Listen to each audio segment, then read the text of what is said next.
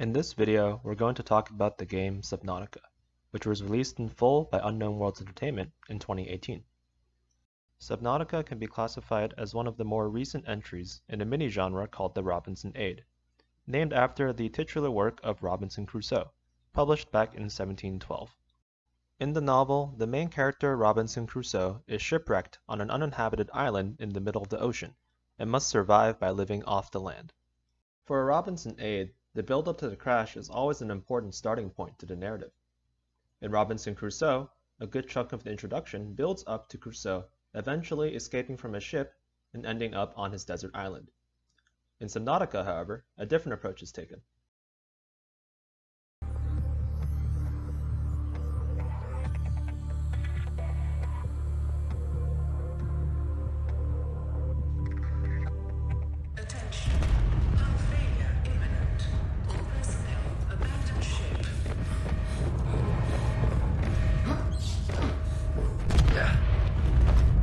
In 3, 2, 1.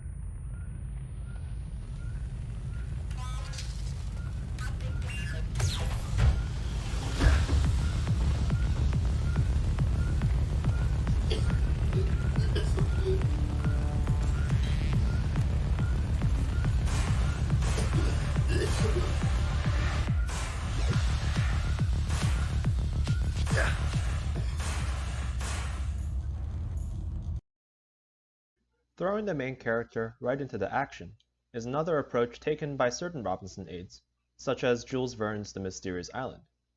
In The Mysterious Island, the backstory of the protagonists is revealed in the very next chapter, with an in-depth explanation of how these 5 people managed to end up in the same hot air balloon hanging on for dear life. Let's take a look at what Subnautica does. You have suffered minor head trauma. This is considered an optimal outcome. This PDA has now rebooted in emergency mode with one directive: to keep you alive on an alien world. Please refer to the databank for detailed survival advice. Good luck.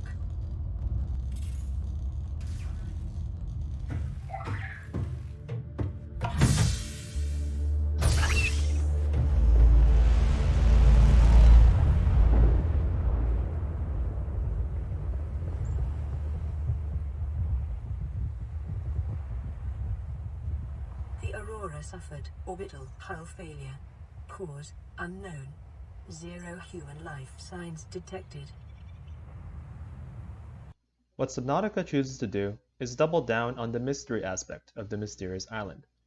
In the original Robinson Crusoe, there is a large focus on the individual tasks Crusoe accomplishes each day. Go ahead and read through that paragraph if you'd like. Jules Verne also spends a lot of time detailing the routine tasks of island survival, but infuses the occasional unexplainable event that hints at a larger plot, something more sinister lurking on the island. Since The Mysterious Island was initially published as a serial, this was a sensible choice, as it kept readers anticipating the next chapters he would release. In Subnautica, the only way to learn more of the story is by exploration. Yes, all the information needed to unravel the mystery of Planet 4546b is available in the world, but it's up to the player to find it. And I think Subnautica chooses to withhold so much of the story at first as a motivator for the player to explore the various biomes of the game in detail. There's a good reason why Subnautica needs to encourage its players to venture out like this. Exploring the game in full is pretty darn scary. I would say that there are 2 main reasons for this.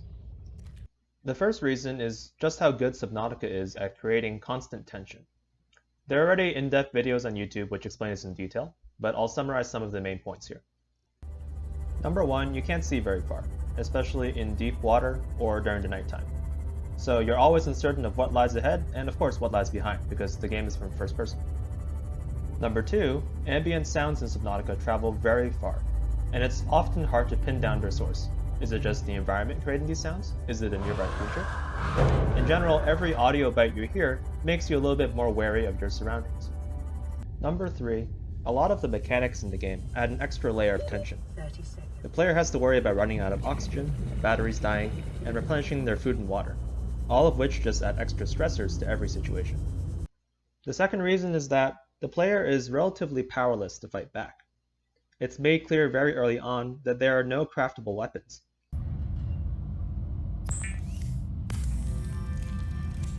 Weapons were removed from standard survival blueprints following the massacre on Abraxas Prime.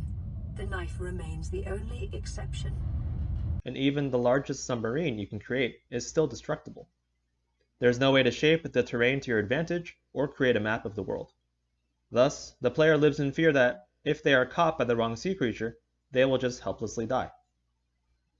Now the question is, why does Subnautica make it so scary to explore, if the point of the story is for you to explore the world? After all, this isn't meant to be a horror game. I think that, as a Robinsonade, Subnautica is trying to create a uniquely different experience from the rest of the genre. Older Robinsonade novels tend to contain this theme of man's triumph over nature.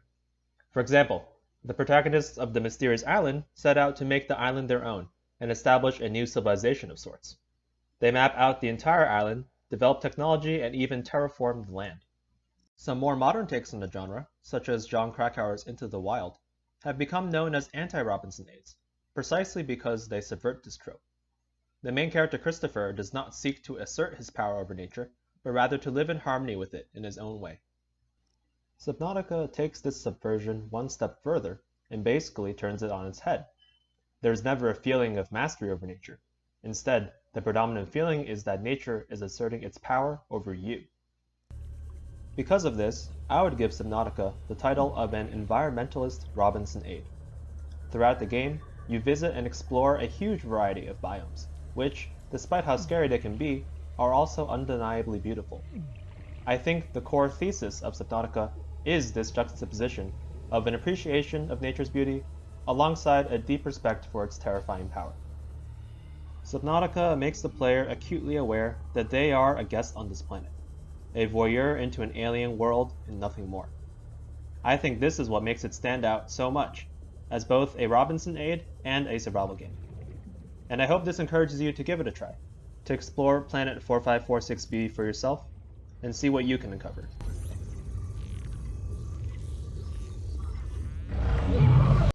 Just be warned, you're not going to like everything you find.